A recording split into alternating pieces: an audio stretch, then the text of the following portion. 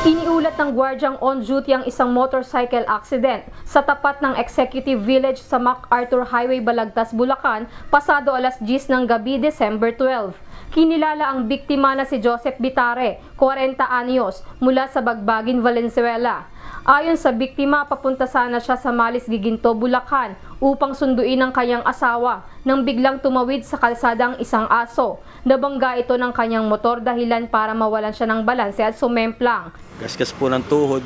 Pasalamat na po ako, nandito po sila. Na-rescue po nila ako na first aid, kaya medyo okay na po yung pakiramdam ko. Nagtamo si Joseph ng gasgas sa kaliwang braso, tuhod, binti at kanang kamay. Agad siyang nilapatan ng first aid ng UNTV News and Rescue Team at tumanggi nang magpadala pa sa ospital. Lizel Nael, UNTV News and Rescue. Diyos ang aming sandigan, serbisyo publiko ang aming pinahahalagahan.